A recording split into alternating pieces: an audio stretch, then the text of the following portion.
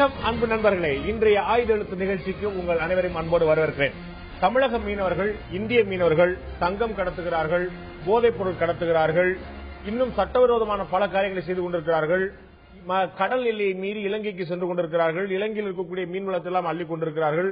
இலங்கை அரசால் தடை செய்யப்பட்டிருக்கக்கூடிய 30 குதிரை திறனுக்கு மேற்பட்ட இன்ஜின்களை கொண்ட பெரிய பெரிய கப்பல்களை கொண்டு மீன் வளங்களை எல்லாம் அள்ளிக் கொண்டு செல்கிறார்கள் என்றெல்லாம் இந்திய மீனவர்கள் மீதும் தமிழக மீனவர்கள் மீதும் ஒரு குற்றச்சாட்டு எழுந்திருக்கிறது. இந்த குற்றச்சாட்டை வைத்திருப்பது இலங்கை அரசு அல்ல, இலங்கையில் இருக்கக்கூடிய மீனவர்கள் இந்திய அரசு, மத்திய அரசு இந்த முக்கியமான குற்றச்சாட்டை, தமிழக மீனவர்கள் மீதான குற்றச்சாட்டை, இந்திய மீனவர்கள் மீதான குற்றச்சாட்டை பகிரங்கமாக வைத்திருக்கிறது. உயர்நீதிமன்றத்தில் நடக்கக்கூடிய ஒரு அவதூறு வழக்கில் ஒரு பதில் மனுவாக தாக்கல் செய்திருக்கிறது. டெப்யூட்டி டைரக்டர் ஜெனரல் ஒரு ஐஜி KR நட்யால், ஜோன் சிங் நட்யால் என்பவர் இந்த மனுவை தாக்கல் செய்திருக்கிறார். அவர் சார்பாக மத்திய அரசு இந்த மனுவை தாக்கல் செய்திருக்கிறது. இதில் தெளிவாக தமிழக, இந்திய மீனவர்கள் மீது குற்றச்சாட்டு வைக்கப்பட்டிருக்கிறது. இதுவரை மாற்றுக் கட்சிக்காரர்கள் கூட சொல்ல துணியாத விஷயத்தை, இதற்கு முன்னால் காங்கிரஸ் கட்சி ஆட்சியில் இருந்தபோது பாஜக காரர்கள் கடுமையாக கண்டித்திருந்த விஷயத்தை, இலங்கை அரசு சொன்ன போதெல்லாம் நாம் கண்டித்துக் கொண்டிருந்த விஷயத்தை இப்போது பாஜக அரசு, மத்திய அரசு, இந்திய அரசு, இந்திய மீனவர்கள் மீது சொல்லியிருக்கிறது. இந்த குற்றச்சாட்டு, தமிழக, இந்திய மீனவர்கள் மீதான இத்தகைய புகார்கள் உண்மையிலேயே ஆதாரப்பூர்வமான விஷயம் தானா அல்லது அபாண்டமா? இதை பற்றி தான் இன்றைய ஆயுத நிகழ்ச்சியில் விவாதிக்க இருக்கிறோம். இந்த நிகழ்ச்சி நம்முடைய அரசுடைய வழக்கறிஞராக இருக்கக்கூடிய பாஜகவுடைய மாநில செயலாளர் திரு KT ராகவன் அவர்கள் நம்முடன் இருக்கார். அதேபோல இந்திய குடியரசுக் கட்சியைச் சேர்ந்த திரு சேக்கு தமிழரசு அவர்கள், தமிழக ஆளுங்கட்சியுடைய தோழமை கட்சியாக இருக்கக்கூடிய திரு தமிழரசு அவர்கள் முடிந்திருக்கிறார். அதேபோல தேசிய மீனவர் அமைப்பைச் சேர்ந்த திரு இளங்கோ அவர்கள் முடிந்திருக்கிறார். உங்கள் 3 பேர் இந்த நிகழ்ச்சிக்கு வரவேற்கிறேன். நான் திரு இளங்கோட்டன் முதல்ல ஆரம்பிக்க விரும்புகிறேன். இந்த ஒரு பதில் மனு தாக்கலை நீங்கள் எப்படி பார்க்கிறீர்கள்? இதில் சொல்லப்பட்டிருக்கக்கூடிய குற்றச்சாட்டுகள் ஆதாரம் நிறைய அந்த அதிகாரி அடுக்கிக் கொண்டே போகிறார். இதுல கடலோர காவல்படையுடைய டெப்யூட்டி டைரக்டர் ஜெனரல், இது நிறைய ஆதாரங்கள் இருக்கிறது, எங்களுக்கு சில வரையறைகள் இருக்கின்றன, தமிழக மீனவர்கள் இதுபோன்ற அத்துமீறல் ஈடுபடுகிறார் என்று பகிரங்கமாக குற்றம் சாட்டியிருக்கிறார். ஒரு மீனவராக உங்களுடைய பார்வை என்ன திரு இளங்கோ? சென்னை உயர்நீதிமன்றத்தின் மதுரை கிளையில் நேற்றைய தினம் இந்திய அரசு சார்பில் அதனுடைய அடிஷனல் சொலிசிட்டர் ஜெனரல் அவர்கள் இந்திய அரசின் சார்பில் இப்படிப்பட்ட ஒரு அபாண்டமான குற்றச்சாட்டை சொல்லியிருக்கிறார்.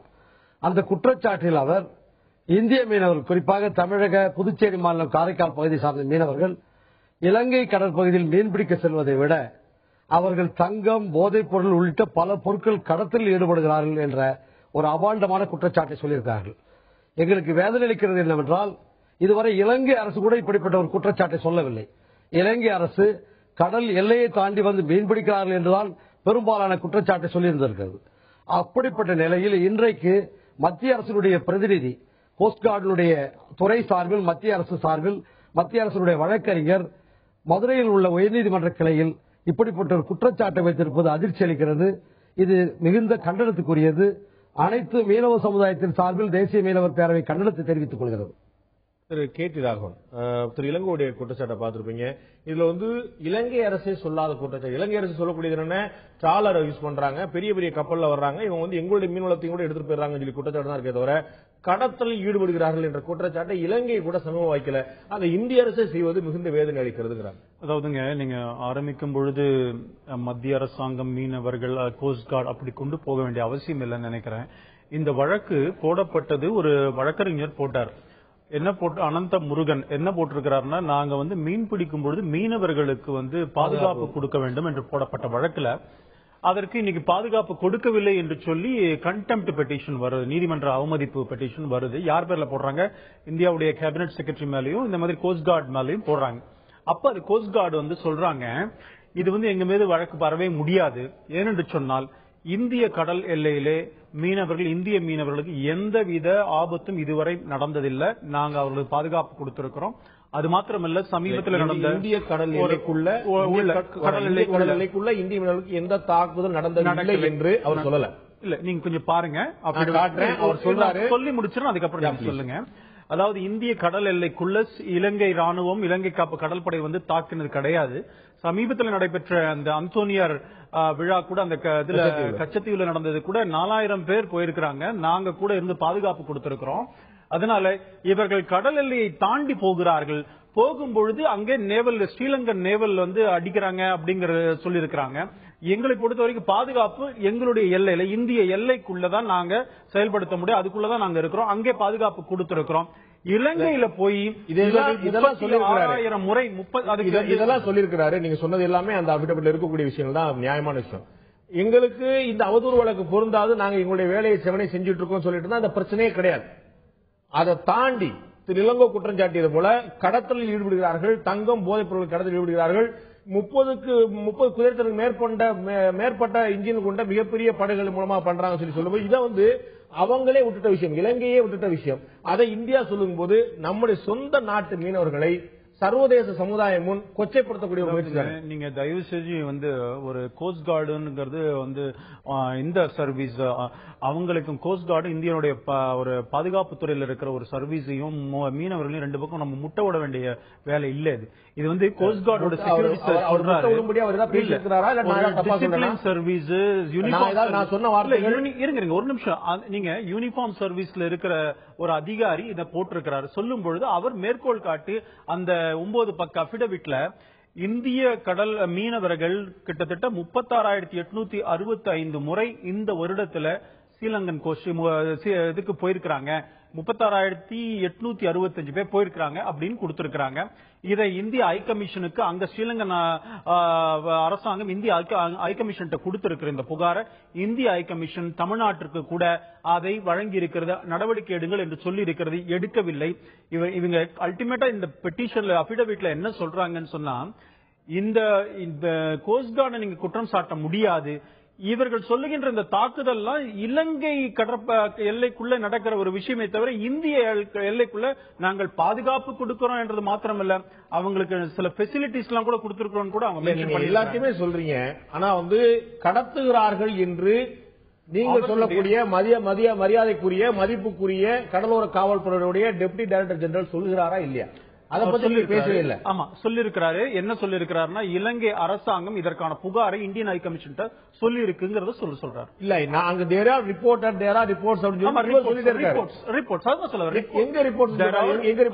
அதுக்கு தான் இருங்க ஒரு நிமிஷம். அதுக்கு தான் அவர் சொல்றாரு தேர் ஆர் ரிப்போர்ட்ஸ்னா இந்த இலங்கை அரசாங்கம் இந்திய ஹை கமிஷன் கொடுத்திருக்கு. அத இந்திய ஹை கமிஷன் தமிழ்நாடு அரசாங்கத்தை கூட சொல்லி இருக்குது. ஆனால் இது நின்றபாடு இல்லை என்று தேர் ஆர் ரிப்போர்ட்ஸ் சொல்லி இருக்கிறது. அவர்கள் குற்றம் சாட்டவில்லை. இந்திய கடலோர காவல்படை நேரடியாக குற்றம் சாட்டவில்லை. தேர் ஆர் ரிப்போர்ட்ஸ் அப்படின்னு தான் சொல்லி இருக்கிறது. நிச்சயமா அவங்க என்டார்ஸ் பண்ணும் போதே அதுல அர்த்தம் நான் எனக்கு சொல்ல ரிப்போர்ட்ஸ் மட்டும் இருக்குது சொல்லிட முடியாது. இந்த நேரத்தில் நம்முடைய மூத்த பத்திரிகையாளர் திரு முராரி அவர்கள் இந்த நிகழ்ச்சிக்கு வருவார்கள்.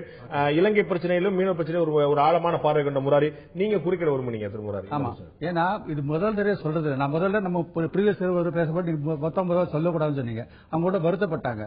ஸ்மக்லிங்கிறது நடந்துட்டு இருக்கிறது வருஷக்கணக்காக நடந்துட்டு இருக்கு. அதனால எல்லா மீனவர்களும் ஸ்மக்லர்னு நான் சொல்லல, நடந்துட்டு இருக்கு. இந்த உண்மையை நம்ம ஏத்துக்கணும். அது இல்லைன்னா ஒண்ணுமே பண்ண முடியாது. 600 பேர் 300 பேர் போறாங்கன்னா இல்ல பாதி பேர் மீன் பிடிக்க போறாங்க, மத்தவங்க எதுவும் பண்றாங்க. நீங்க ஒண்ணு வேண்டாம். அப்ப 4 பேர் தூக்கு தண்டனை எப்படி வந்தது? அது கேட்டா அதுவும் பொய் வழக்குன்னு சொல்லிடுவீங்களா? அத பொய் வழக்கு நான் சொல்லல, நீங்க ஒரு நிமிஷம்.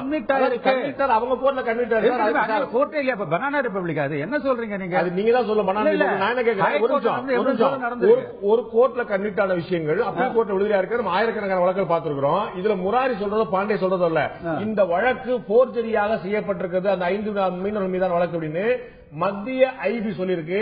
தமிழ்நாடு ரொம்ப உறுதியா முதல் நாள். அதனாலதான் மத்திய அரசும் தமிழக அரசும் வெளிப்படையாக அவங்களுக்கு முழுமையான ஆதரவு கொடுத்தோம். இதற்கு முன்னாடி உலக நாடுகள்ல பல நாடுகள்ல போதைப் பொருள் கடத்துறதாக மரண தண்டனைக்கு உள்ளான தமிழர்கள் உண்டு. இந்திய அரசு இது போல ஆதரவு கொடுத்ததில்ல. இந்த பிரச்சனை ஏன் ஆதரவு கொடுத்ததுன்னு அவங்க அந்த 5 பேருமே இன்னோசன்ட் அப்படின்னு இந்திய அரசும் தமிழக அரசும் 100% உறுதியாக நம்பியது முதல் நாள்ல இருந்து நீதி கொடுத்தது. அப்புறம் அவங்க அந்த ஊர்ல கோர்ட்ல பண்ணாங்க. கிரே ஏரியா எங்க பிடிச்சாங்க? முதல்ல கோர்ட்ல கண்டிட்டாங்க. இப்போ கிரே ஏரியான்றீங்க. அலோ பண்ணி பேச விடுறீங்க. இங்க இந்தியன் பிஷர்மன் மட்டும் இல்ல, அந்த பக்கம் தமிழ் சைடுல பிஷர்மனும் பிடிச்சிருக்காங்க. ரெண்டு சைடும் எந்த பக்கம் கான்ட்ராபேண்ட் இருந்து இதுல இருந்து மேட்டர் ஆஃப் டிஸ்பியூட். அது கடைசியில என்ன இருக்குன்னா, பிரசிடென்ட் இன்டர்வென்ஷன்ல நீ அப்பீல்ல போறதா இருந்தாங்க. ஏன் அப்பீல்ல போய் அக்விட்டல் வர்றாங்க? It is not honourable acquittal. இவங்க பிரசிடென்ட் இன்டர்வென் பண்ணி கன்விக்ஷன் ஸ்டேஸ். அதுக்கப்புறம் இவர் இவரோட கிளமென்சி பெட்டிஷன் இது மட்டும் இருந்ததே போறோம்னு சொல்லி வெளியில கொண்டு வந்திருக்காரு. அது மட்டும் அது not a disputed case. Dispute இருந்தா போறேன் அப்பீல் போறேன் பண்ணலையே. முதல்ல அப்பீல் போறேன்னாங்க, அதுக்கப்புறம் வேண்டாம் சொல்லிட்டு அவர்களை விடுவிப்பது என்பது ஒரு ராஜதந்திரம். சட்டப்படிதான் நான் போயிட்டு போனா இழப்பு நமக்கு இருக்கலாம். மாரல் பிரின்சிபிள்ஸ், 5 பேரோட உயிரா சட்டத்தை வளைக்கக்கூடிய வாய்ப்பு. நான் ஒரே ஒரு விஷயம் சொல்றேன், சொல்லலாம் யாரும் அதனால மொத்த விஷயம் நான் வந்து ஸ்மக்லர் சொல்றது அபத்தம். அந்த மாதிரி யாருமே சொல்ல மாட்டான். இதுக்கு முன்னாடி அட்மிரல் ராம்தாஸ் நேவல் சீஃபா இருந்த போது 81-99 பீரியட்ல எந்த அளவுக்கு நடந்ததுன்னு சொல்லியிருக்காரு. எவ்வளவு எல்டிடி பிடிச்சாங்க, எவ்வளவு பிஷர்மேன் பிடிச்சிருக்காங்க, எல்லாம் பணம் அந்த கவர்மெண்ட் எல்லாமே எப்படி கன்வின்ஸ் பண்ணுங்க. 2009 இறுதி போருக்கு முன்னால் இருந்தவரை இது போன்ற கடத்தல் பிரச்சனை இருந்ததா குற்றச்சாட்டு இருதரப்பிலும் உண்டு. இவர் சொல்றாரு கடலோர காவல்படை அதிகாரி 2009 இறுதி போருக்கு பிறகு கடத்தல் அதிகரிக்கிறது, இப்போ வந்து ஸ்மூத்தா இருக்குது, அங்கிருந்து தொடர்பு நல்லா இருக்குது, அங்கிருந்து பணம் வர்றதுலயும் பிரச்சனை இல்ல, அதனால கடத்தல் அதிகரிக்கிறது. 2009 போருக்கு பிறகு ஒரு நிமிஷம் அது வந்து 95 மட்டும் எல்டிடி கண்ட்ரோல்ல இருந்தது.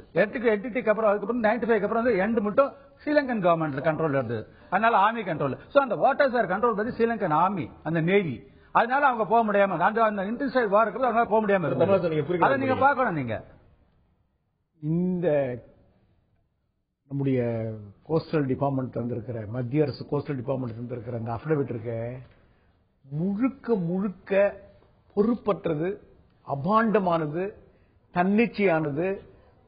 இங்க அந்த இலங்கை அரசு வைத்திருக்கிற குற்றச்சாட்டை விட அவ்வளவும் கற்பனை மிக்கது.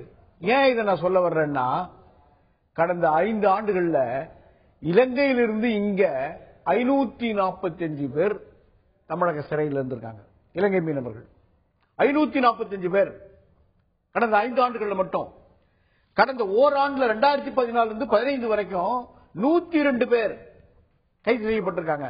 இன்னும் கூட 11 குற்றவாளிகள் நம்முடைய தமிழக சிறையில இலங்கை மீனவர்கள் இருக்காங்க. இன்னும் கூட அவர்களுடைய போட் 3 படகுகள் இன்னமும் நம்ம கிட்ட இருக்கு.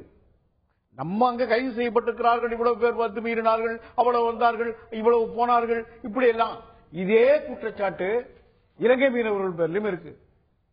ஆக நாங்க போதைப் பொருள் கடத்தினதா எனக்கு தெரிஞ்சு போதைப் பொருள் கடத்தினதா நம்ம ஊர்ல இருக்கக்கூடிய இலங்கை மீனவர்கள் 11 மேலையும் குற்றச்சாட்டு இல்ல.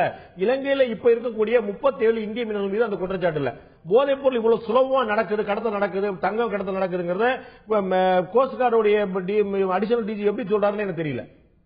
இல்ல இது வந்து அந்த அந்த ஏன் அப்போ வந்து நான் கேட்கிறேன், பிரதமரே அவரை வரவேற்கிறதுக்கு இங்க இருந்து இலங்கையில இருந்து சென்னைக்கு தானே வந்திருக்கணும். எதுக்கு நம்முடைய வெளியுறவுத்துறை டெல்லிக்கு கூட்டு போச்சு அந்த 5 பேரையும்?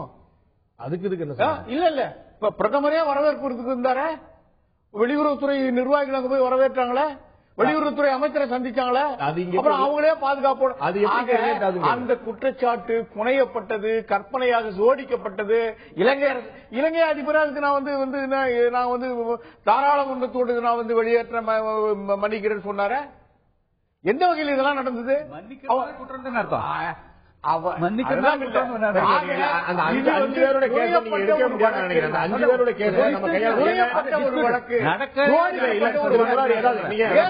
ஒரு வழக்கு சமீபத்தில் போதைப் பொருள் கடத்திதான் குற்றஞ்சாட்டப்பட்டவங்க அந்த 5 கான்ட்ராபேண்ட் எல்லாமே சொல்லி அந்த கடத்தல குற்றஞ்சாட்டப்பட்டவர்கள் அவங்க தான் வழக்கை சந்திச்சவங்க, அவங்க தான் 5 பேர் தான். அந்த 5 பேருமே நிரபராதிகள் இந்திய அரசும் தமிழக அரசும் அரசியலுக்கு அப்பாற்பட்டு. ஏன்னா கடந்த முறை கைது செய்யப்பட்ட போது நடந்த ஆட்சி வர, கைதுக்கு அப்புறம் நடந்த ஆட்சி வர, கடந்த முறை அதிமுக ஆட்சி இங்க முதல்ல சப்போர்ட் பண்ணிருக்காங்க. என்ன காரணம் அப்படின்னு வந்து நம்ம தப்பு பண்றோம் ஒத்துருக்காங்க. சொல்லுங்க எந்த government, any government for that matter நம்ம தப்பு பண்றோம். சவுதி போல்ட்ட மலேசியா உள்ளிட்ட பல நாடுகள்ல போதைப் பொருள் கடத்திய மரண தண்டனைக்கே தமிழர்கள் உள்ளான போது இந்த அளவுக்கு இறங்கி வந்து மத்திய மாநில அரசுகள் செய்யல. ஏன்னா அதுல வந்து அந்த குற்றவாளி அவர் குற்றம் செஞ்சிருக்கலாம் கண்டிஷன் நமக்கு இருந்தது. இந்த 5 பேர் நிரபராதிகள் இந்திய அரசும் தமிழக அரசும் உறுதியாக நம்பியது. அதற்கான ஆதாரங்கள் உளவுத்துறை இருப்பதாக சொன்னது. ஏன் ஹைகோர்ட்ல ஏன் ப்ரூவ் பண்ண முடியல? சொல்லுங்க.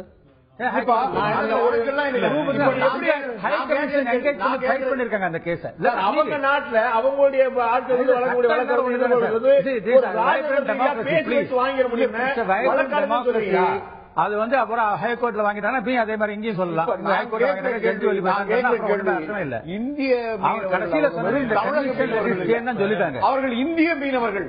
அவர்களை தமிழக மீனவர்களாக மத்திய அரசு கருதுகிறது.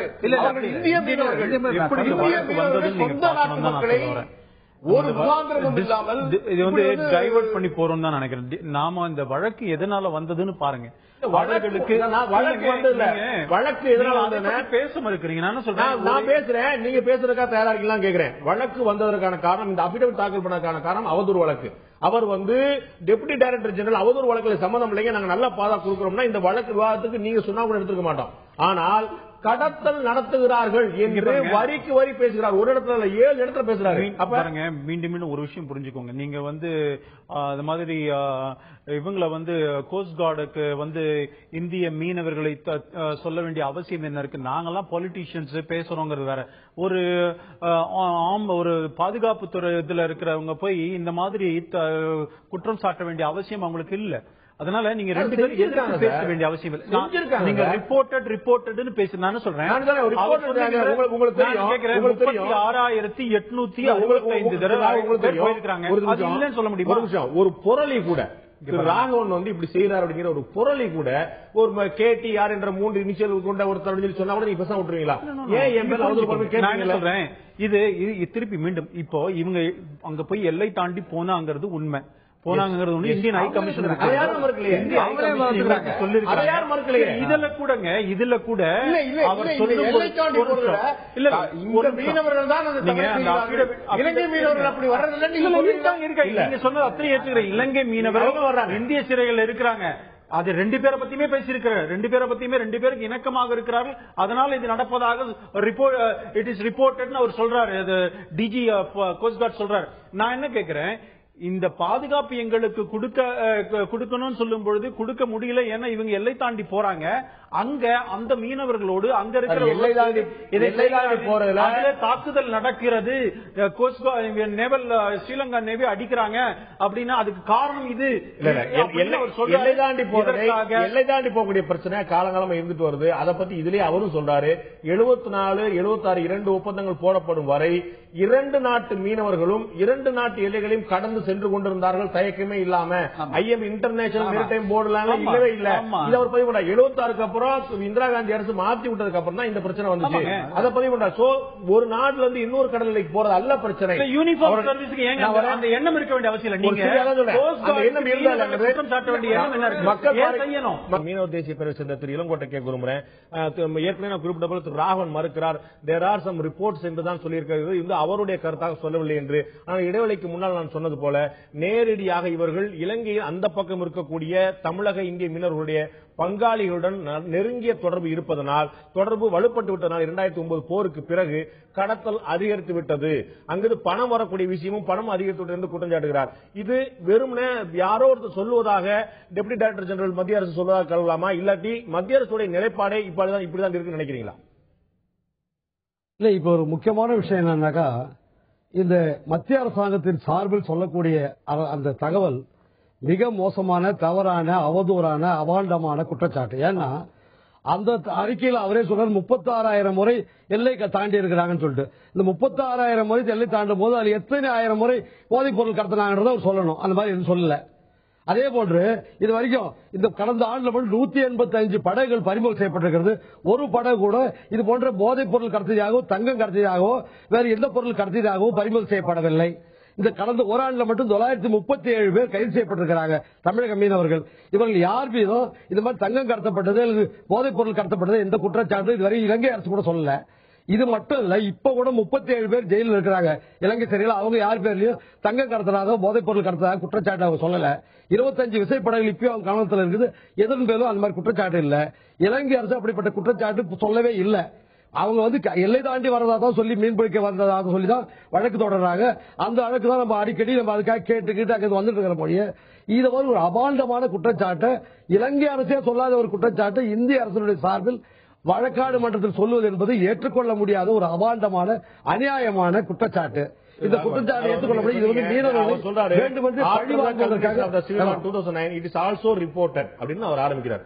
வேர் இட் இஸ் ரிப்போர்ட்டட், எங்க வந்து இந்த ரிப்போர்ட் வந்திருக்கு, யார் சொல்றாங்க? அவர் சொன்ன போல இலங்கை அரசு சொல்லல, இலங்கையில எந்த வழக்கும் இல்ல, இலங்கை சிறையில எந்த மீனவர்களும் இல்ல, இலங்கையில எந்த படகும் இந்த காரணத்துக்காக பறிமுதல் செய்யப்படல.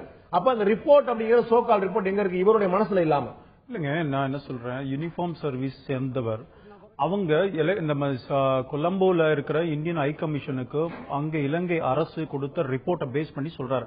அதுதான் அவர் மென்ஷன் பண்றாரு. எத்தனை தடவை 2014 இந்த மாதிரி 34 மாதம் ஜனவரியில எவ்வளவு, பிப்ரவரியில எவ்வளவு பேர் எல்லாமே கடல் எல்லை தாண்டி செல்வது. அவர் ஒத்துக்கிறாரு. ஒவ்வொரு முறை நாங்க பேசி கேட்டு வரோம். அவரும் சொல்றாரு. பாருங்க, மீண்டும் ஒரே ஒரு விஷயத்தை சொல்றாங்க. அதெல்லாம் நடக்குது இல்லைன்னு சொல்லல. டைரக்டர் ஜெனரல் கோஸ்ட் கார்டை நீங்க மீனவர்களுக்கு எதிராக நாம் நிறுத்தி வைப்பது சரியல்ல. அவர் டைரக்டர் ஜெனரல் வந்து coast guard deputy director general மீனவர்களுடைய அவதூறு பரப்புறக்கா இந்த விஷயம் செஞ்சிருப்பாரு நினைக்கிறேன். ஆனா அவருக்கு இந்த அபிடவிட் தயார் பண்ணிருக்கக்கூடிய மத்திய அரசுடைய வழக்கு இங்க பாருங்க, இது இங்க பாருங்க, ஒரு நிமிஷம் அலோ பண்ணுங்க.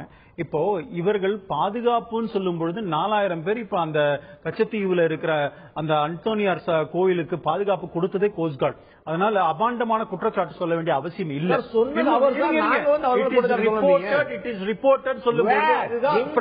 அதுதான் சொல்ல வர. இலங்கை அரசாங்கம் ஒரு வழக்கு இல்ல சார், இருங்க சார். இந்திய அரசாங்கம் அங்க இருக்கிற இந்திய ஹை கமிஷன் கிட்ட இலங்கை கொடுத்ததாகவும் அதை தமிழக அரசாங்கத்துக்கு கூட கொடுத்திருக்குது அப்படின்னு அவர் சொல்றாரு.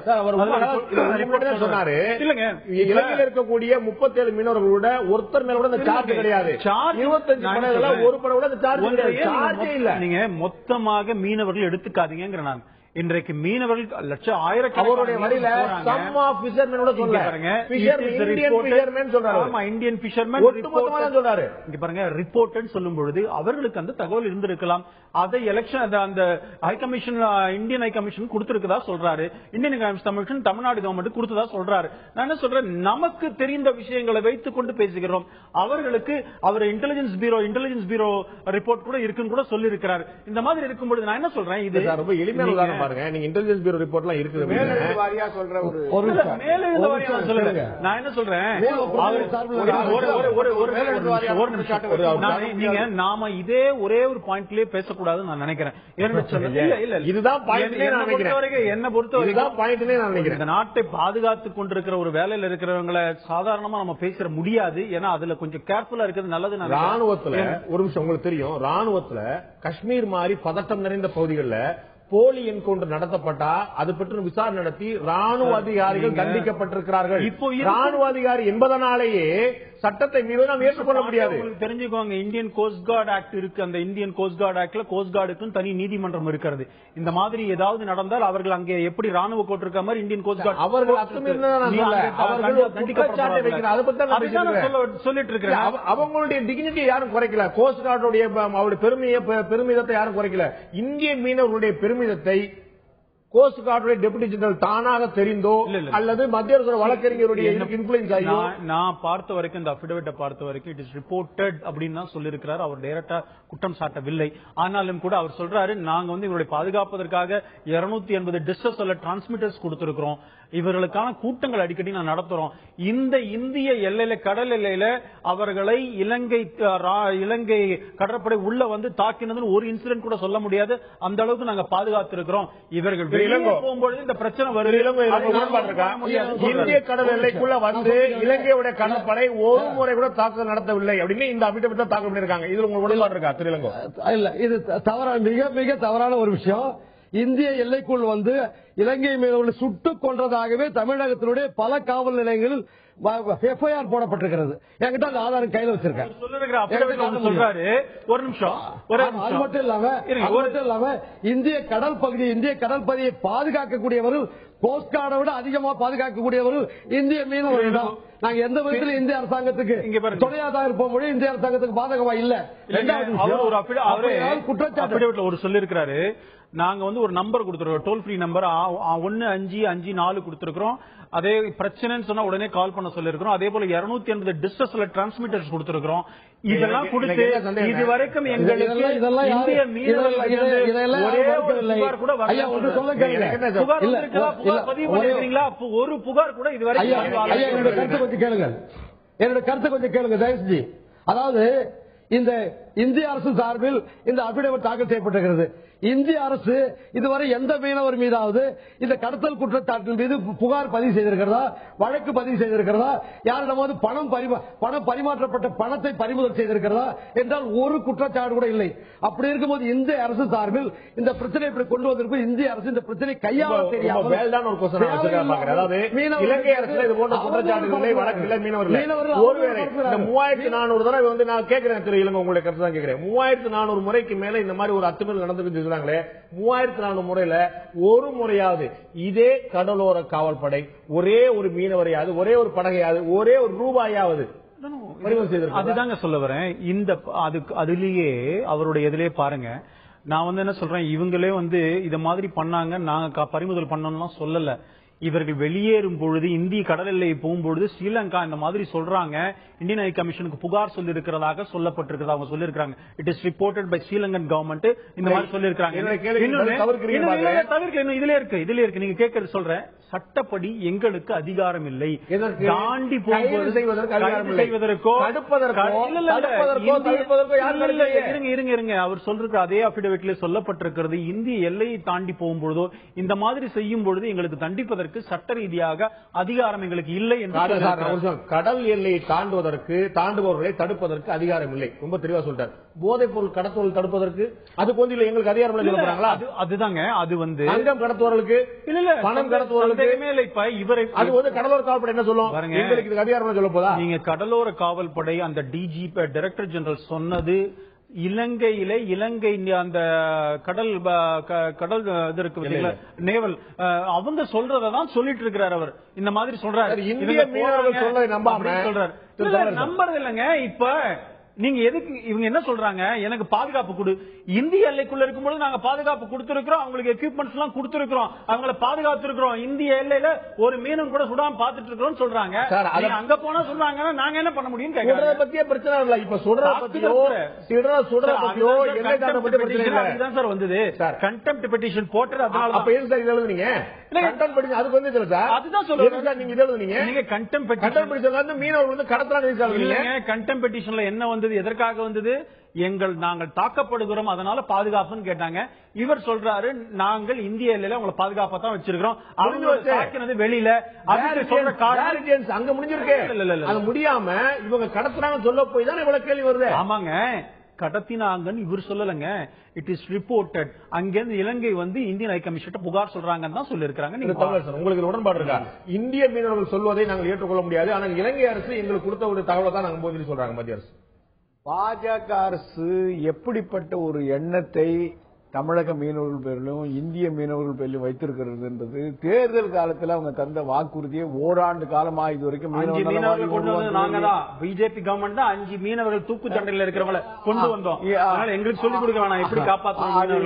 அது நீங்க கொண்டு வந்தது எப்படின்னு எங்களுக்கு தெரியும். இந்த மீனவர்கள் மீது கூட இந்த மாநில அரசு எப்படிப்பட்ட முயற்சியை, எப்படிப்பட்ட ஒரு தாக்கத்தை அந்த அளவுக்கு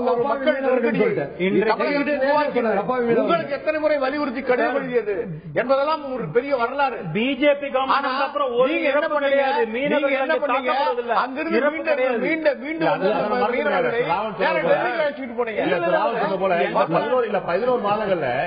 மாதங்கள்ல வந்து மீனவர் மீது தாக்குதலும் கிடையாது, மீனவர் மீதான பலி அடுத்த ஒரு நாள் வந்துடுறாங்க சார். இந்த பிரச்சனைக்கு தீர்வு காணுவதற்காக கடந்த ஆண்டு அதற்கு முந்தைய ஆண்டு இப்போ தொடர்ந்து இலங்கை மீனவர்களுக்கும் தமிழக மீனவர்களுக்கும் ஒரு பேச்சுவார்த்தை இன்னைக்கு டெல்லியில தமிழக மீனவர்கள் எப்படிப்பட்ட ஒரு அழுத்தத்தை மத்திய அரசுக்கு தந்து கொண்டிருக்கிறது. பிஜேபி கவர்மெண்ட் சரி செய்யணும். முதலமைச்சர் புரட்சி தலைவி அம்மா இருந்த போது பிஷர்மேன் இஷ்யூல மத்திய அரசும் சரி இப்ப இருக்கிற மாநில அரசும் சரி ரெண்டு அரசுமே எதுவும் அக்கறையா செயல்பட்டாங்க. இன்னைக்கு நடக்குது மாநாடு டெல்லியில. இன்னைக்கு பிரச்சனைக்கு தீர்வு மாநாடு டெல்லியில. முன்னாடி கேட்க விரும்புறேன், இந்த அபிடவிட்ல கோஸ்ட் கார்டுடைய டெப்யூட்டி டைரக்டர் ஜெனரல் சொல்றாரு, இந்த மாதிரி 160 நாட்டிக்கல் மைல் வந்து இந்த பிரதேசத்துல இருக்குது. கிட்டத்தட்ட ஒரு 296 கிலோமீட்டர் வந்து நம்முடைய கணக்குல தரவில் கணக்குல இருக்கும். இவ்வளவு தூரத்தை நாங்க வந்து எங்களுக்கு இருக்கக்கூடிய வசதினால் கண்காணிக்க முடியாது, அதனால இங்க இருந்து நிறைய பேர் போயிடுறாங்கன்றார். இந்த பதில் ஒரு பொறுப்பான பதிலாக எனக்கு சந்தேகம் இருக்குது. ஏன் அப்படின்னா மீனவர்கள் இங்க வந்து நாள்தோறும் 600 படகுல போயிட்டு இருக்காங்க, இவங்க எவ்வளவு தூரத்தில் இருக்காங்க கண்டுபிடிக்க முடியாது, கட்டுப்படுத்த முடியாது அப்படின்னு சொல்றவரு இது அப்படியே மாத்தி யோசிச்சு இலங்கையில இருந்தோ பாகிஸ்தான்ல இருந்தோ சைனால இருந்தோ யாராவது இந்த பக்கம் வழியா உள்ள வந்துட்டாங்கன்னு எங்கள்ட்ட இவ்வளவுதான் போட் இருக்கு இவ்வளவுதான் ஆள் இருக்கு எங்களால கண்காணிக்க முடியாது சொல்ல முடியுமா? பார்க்கணும், நீங்க சொல்றது கரெக்ட் தான். But the fact is they don't have enough vessels. அதுதான் ரியாலிட்டி. அவங்க 600 போட் போனாலும் அதனாலதான் கான்ட்ராபேண்ட் ஸ்மக்லிங் இஸ் ஆல்சோ ஈஸிங்கிறாங்க. புரிஞ்சுது உங்களுக்கு?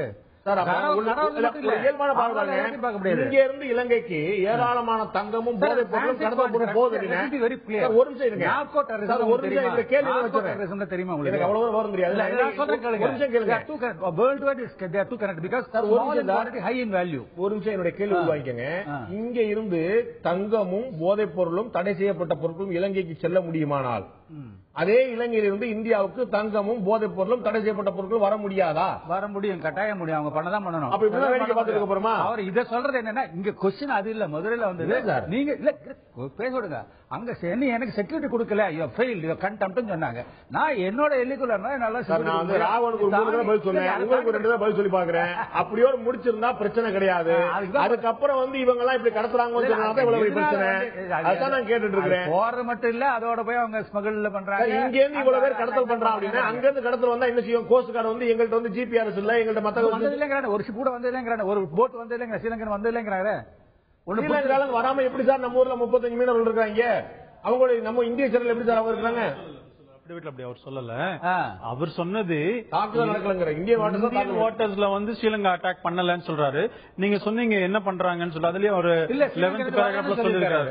1414 நாங்க பெட்ரோலிங் இருந்திருக்கோம். அதே போல 227 மணி நேரம் ஏர் சர்வேலன்ஸ் 227 மணி நேரம் நாங்க பண்ணிட்டு தான் இருக்கோம். நாங்க ரொட்டீன் சர்வே இது 3 கப்பல் போயிட்டு தான் இருக்குது. இருந்தாலும் கூட 160 கிலோமீட்டர் இதுல இருக்கு, அது நாட்டிக்கல் மைல் இருக்கிறதுனால எங்களால அந்த அளவுக்கு பாதுகாப்பு தர முடியல. இன்னொன்னுங்க, பாதுகாப்பு தர முடியல, ஒரு நிமிஷம், பாதுகாப்பு தர முடியலன்னு கடலோர காவல்படை சொல்லுமானால் இப்ப குஜராத் எல்லையில நடந்துச்சு, நம்ம பார்த்தோம். அங்க இருந்து பாகிஸ்தான் வந்து போதைப் பொருட்கள் தடுத்தாங்க.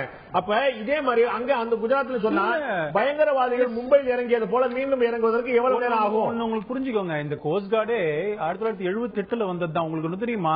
இப்ப அவங்க கிட்ட இருக்கிற ஷிப் 93 ஷிப் தான் இருக்கு. 7400 கிலோமீட்டர் இந்தியன் கோஸ்ட் இது பண்றது. இப்போ இந்த பாம்பேல வந்து பாருங்க, கப்பல்ல போட்ல வந்து அடிச்சாங்க பாருங்க. அதுக்கப்புறம் தான் கோஸ்ட் கார்டை பலப்படுத்தணும்னே அரசாங்கம், எல்லா அரசாங்கம் முயற்சி முடிவு பண்ணி இறங்கி இருக்கிறாங்க.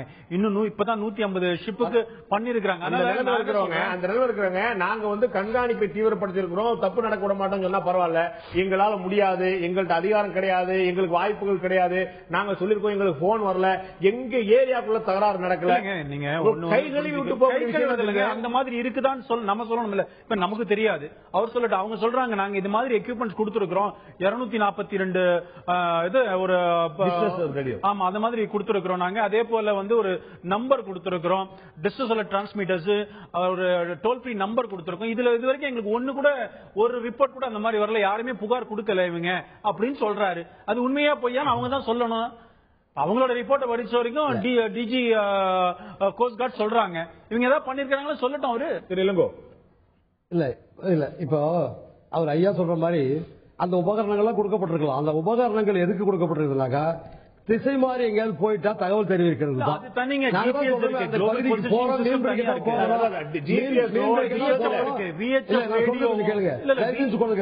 அதனால இந்த கருவியை கொடுத்துருவோம் சொல்ல வேணாம். இந்த 7000 கிலோமீட்டர் பாதுகாக்கிறதே இந்த பாரம்பரிய மீனவர்கள் தான். ராணுவமும் அந்த கப்பல் படையும் அவங்ககிட்ட போதிய அளவுக்கு இல்ல, அவங்களே ஒத்துக்கூடிய அளவுக்கு இதை பாதுகாப்பா அரணா இருக்கிறது நாங்க தான். பாம்பேயில பாகிஸ்தான் ஊடுருவல் போது அதை காட்டி கொடுத்ததும் அது அவரை பிடித்து கொடுத்ததும் மீனவர்கள் தான். இந்த மீனவர்கள் தான் பாதுகாக்கிறாங்க. அப்படிப்பட்ட மீனவர்கள் இது மாதிரி போதைப் பொருள் கடத்துறாங்க, தங்கம் கடத்துறாங்க, பண பரிமாற்றம் சொன்னீங்களே. இந்திய அரசு ஏதாவது ஒரு போதைப் பொருள் அது பண பரிமாற்றம் பிடிச்சிருக்கு அது வரைக்கும்? போதைப் பொருள் அங்க போகுது, அங்க போதைப் பொருள் இங்க வருது, 2 பேர் சுமூக உறவு இருக்கிறாங்க, அங்க இருந்து பண பரிமாற்றம் நடக்குது. ஏன் அந்த பணத்தை பிடிக்கிறதுக்கு இந்த அரசாங்கத்துக்கு திராணி இல்ல? ஜெனரலைஸ் பண்ணாதீங்க, மீனவர்கள் மொத்தமாக சொல்லவில்லை. நீங்க வந்து அது மட்டும் இன்னொன்று சொல்றீங்க, இன்னொன்று சொல்றீங்க பாதுகாப்பு குழுக்கள் நாங்க மீனவர்கள் யாரும் கேட்கல. வழக்கு போட்டவர் மீனவர் அல்ல, அவர் யாரோ ஒரு அவருடைய விளம்பரத்துக்காக ஒரு வழக்கறிஞர் வழக்கு போட்டிருக்கலாம். நாங்க பாதுகாப்பு உங்ககிட்ட கேட்கல, நீங்களும் பாதுகாப்பு கொடுக்க முடியாது நீங்க சொல்லிட்டீங்க. உங்களுக்கு அது பாதுகாப்பு கொடுக்க தகுதி கிடையாது. இந்திய நாட்டையே பாதுகாக்கக்கூடியவர்கள் மீனவர்கள் நாங்க தான். நாங்க இப்ப சொல்றோம், நீங்க அது பரிமாற்றம் இருக்குது, பண பரிமாற்றம் இருக்குது, இது நடக்குது, ஏன் ஒரு வழக்கு கூட எங்க பேர்ல போடுறது ஏன் உங்களால முடியல? ஏன்னா உண்மை இல்ல. 36,000 முறை கடல் தாண்டி போனா கூட மீன் பிடிக்கிறதுக்காக வாழ்வாதாரத்துக்காக வயிற்றுப்பாட்டுக்காக தான் நாங்க போறோம். எங்க பேர்ல இவ்வளவு மோசமான ஒரு அவதூறான ஒரு பொய்யான குற்றச்சாட்டை மத்திய அரசு வைத்திருக்கிறத ஏற்றுக்கொள்ள முடியாது. மத்திய அரசு இந்த குற்றச்சாட்டை திரும்ப பெற வேண்டும். அந்த வழக்காடு மட்டுமே திரும்ப பெற்று புதிய அபிடவிட் தாக்கல் செய்ய. இந்த டைரக்டர் ஜெனரல் கோஸ்ட் கார்டு வந்து ஒரு அரசியல்வாதி கிடையாது. நீங்க அதனால அவருடைய டைரக்டர் ஜெனரல் கொடுத்தாலும் அது அரசுடைய அபிடவிட் தான். மத்திய அரசு தான் பொறுப்பு. ஏன்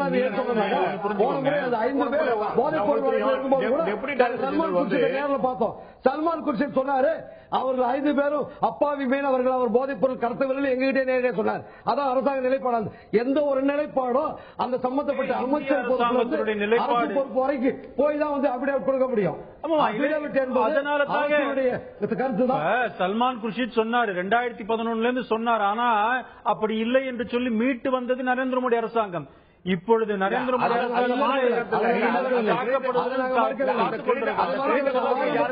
அரசு நாங்க அதை யாரும் மறுக்கவில்லை. அதுக்காக நன்றி சொல்ல கடமைப்பட்டிருக்கோம். அது ஒன்றும் பிரச்சனை கிடையாது எங்களுக்கு. ஆனா பிரச்சனை என்னன்னா, இன்னைக்கு மத்திய அரசு வழக்காடு மன்றத்தில் இந்திய மீனவர்கள், தமிழக மீனவர்கள், குறிப்பாக தமிழகத்தினுடைய 6 மாவட்டம் காரைக்கால் பகுதியை மீனவர்கள் அசிங்கமா அவர்கள் கள்ளக்கடத்தல்காரர்கள் ஒரு பொய்யான குற்றச்சாட்டை, அபாண்டமான குற்றச்சாட்டை சொல்லியிருப்பதை நாங்கள் ஏற்றுக்கொள்ள முடியாது. இதை திரும்ப பெற வேண்டும். மத்திய அரசு திரும்ப பெற வேண்டும். மத்திய அரசு பாருங்க, அவங்க நீங்க வந்து அது ரொம்ப உங்களுடைய சிரிப்பு சொல்லுது, அது வந்து தெரியாம சொல்றாரு அப்படின்னு நீங்க நினைக்கிறீங்க. அவர் வந்து எவ்வளவு உணர்ச்சி பூர்வமா அவருடைய கோபத்தை வெளிப்படுத்த சொல்ல பாருங்க.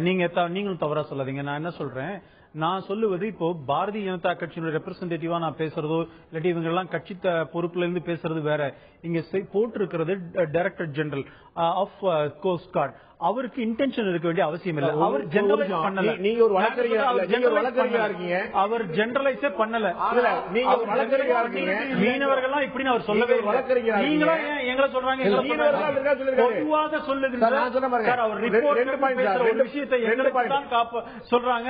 எல்லா மீனவர்களும் சொல்றாங்க. எடுத்துக்க வேண்டிய அவசியம் 2 பாயிண்ட். கோஸ்ட் கார்டுடைய கடலோர காவல்படையுடைய டெப்டி டைரக்டர் ஜெனரல் வந்து தான் ஒவ்வொரு வரியும் எழுதினாருன்னு நான் சொல்லல, நீங்களும் சொல்ல மாட்டீங்க. ஒரு நிமிஷம், மத்திய அரசு வழக்கறிஞர் வடிவமைச்சிருப்பார். மத்திய அரசோட வழக்கறிஞர் இது தெரியுமா தெரியாதா? ஒன்று.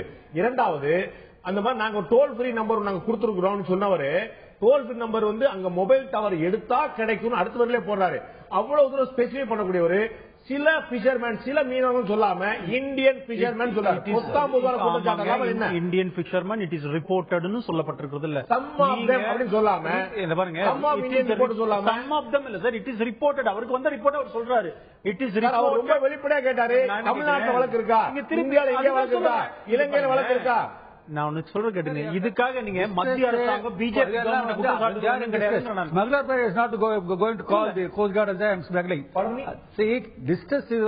ஹெல்ப் பண்றது டிஸ்ட்ரெஸ் 12 நம்பர் எல்லாம் அதுக்கு இதுக்கு சம்மந்தம். அது செக்யூரிட்டி ஆஸ்பெக்ட் சொல்றாரு. அவர் செக்யூரிட்டி கொடுக்கறதுக்கு சொல்றாரு. அவங்க அதை தாண்டி போனாலும் டிஸ்ட்ரெஸ்ல இருந்தா எங்களுக்கு இலங்கை கேட்கக்கூடிய கேள்வி என்னன்னா, ரெண்டு மிஸ் பண்ண செக்யூரிட்டி அதே யாருமே குழப்பல சார். இலங்கை கேட்கக்கூடிய நம்பர் சொன்னீங்களே, number is for the security and for the distress. அது இருந்தா பண்றாங்க.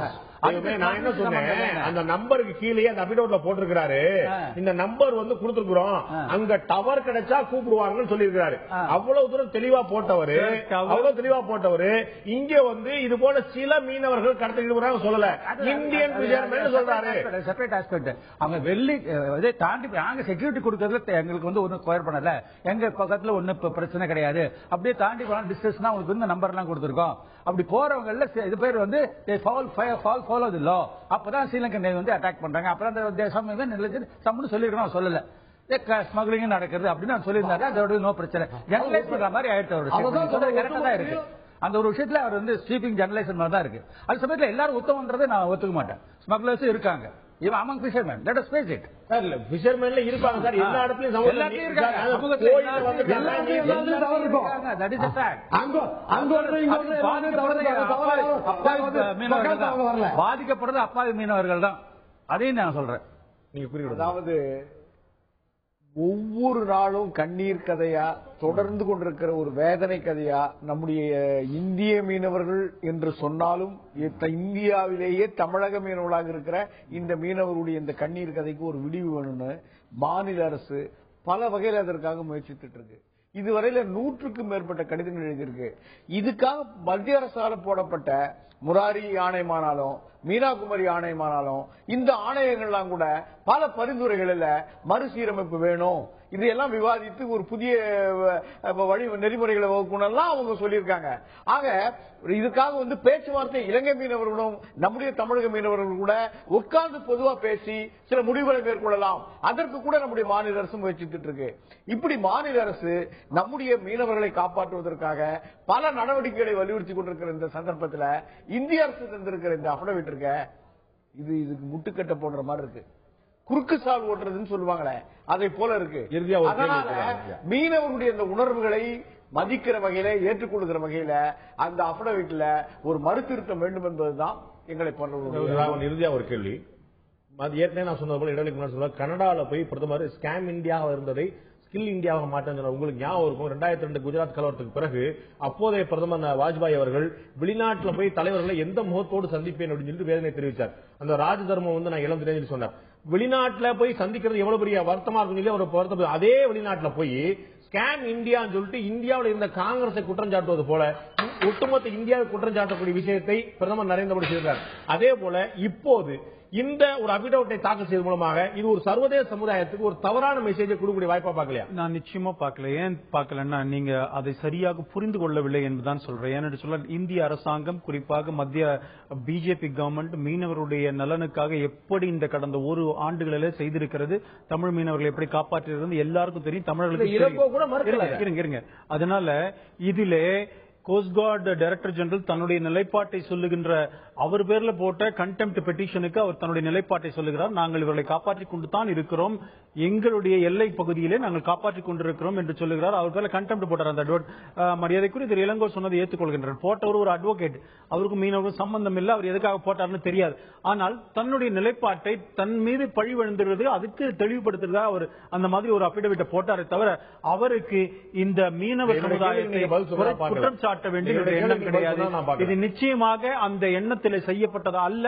அது எல்லாருக்கும் தெரியும், நாட்டு மக்களுக்கும் தெரியும், உலக சமுதாயத்தில் இருக்கிறவங்களுக்கும் தெரியும். யாருக்கு ஒரு அவமரியாதை ஏற்படுத்த நிச்சயமாக அந்த மாதிரி நோக்கம் மத்திய அரசாங்கத்திற்கோ இந்த டிஜி டைரக்டர் ஜெனரல் கோஸ்ட் கார்டுக்கு நிச்சயமா அந்த மாதிரி இருக்க வாய்ப்பு இன்டென்ஷன் இருக்கும். நான் சொல்லவே இல்லை, யாருமே சொல்ல. மீனவர்கள் பழகி கொண்டிருக்கிற ஒரு டிஜி, நீங்க ஒரு ஆர்மினா லேண்ட்ல அவங்க பாதுகாத்திருக்கிறாங்க. கோஸ்ட் கார்டோட வேலையை மீனவர்கள் பாதுகா, அதை எடுத்து பாருங்க.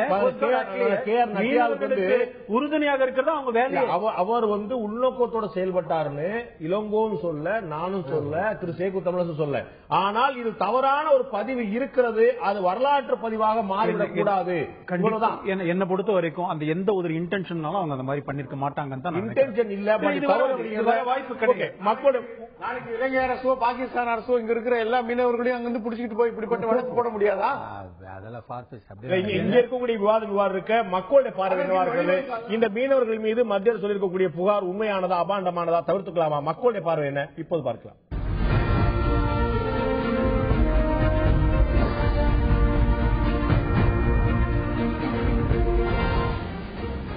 மீனவர்கள் மீதான மத்திய அரசுடைய புகார் உண்மைதான் என்று 20% மக்களும், அபாண்டமானது என்று 65% மக்களும், இந்த புகாரை தவிர்த்திருக்கலாம் என்று 15% மக்களும் தெரிவித்திருக்கிறார்கள். இந்த புகார் உண்மையாக இருந்திருந்தால் கூட தவிர்த்திருக்கலாம் என்று 15% மக்களும், இந்த புகாரில் உண்மை இருக்கிறது என்று 20% மக்களும், இந்த புகார் மீனவர்கள் மீது மத்திய அரசு புகார் அபாண்டமானது என்று 65% மக்களும் தெரிவித்திருக்கிறார்கள். மக்களுடைய பார்வையில் நிச்சயமாக தங்களுடைய நாட்டு மீனவர்களை மத்திய அரசை சேர்ந்த ஒரு முக்கியமான அதிகாரி, கடலோர காவல்படை அதிகாரி, அவருக்கு எந்த உள்நோக்கம் நிச்சயமாக இருந்திருக்காது என்று 100% நம்பக்கூடிய வாய்ப்புகள் இருக்கிறது. உள்நோக்கம் இந்திய அரசு அதிகாரிகளுக்கு, மூத்த அதிகாரிகளுக்கு, குறிப்பாக சீருடை பணியாளர்களுக்கு இந்த உள்நோக்கம் இருந்தது இல்லை, மறுக்க முடியாது. ஆனால் இப்படிப்பட்ட ஒரு வாசகம், ஒரு குற்றச்சாட்டு இருப்பதை நிச்சயமாக தவிர்த்திருக்க வேண்டும் என்பதில் மாற்று கருத்து இருக்க முடியாது. இந்த நிகழ்ச்சியில் கலந்து கொண்டு கருத்து விருந்தினர்கள் 4 பேருக்கு நன்றி.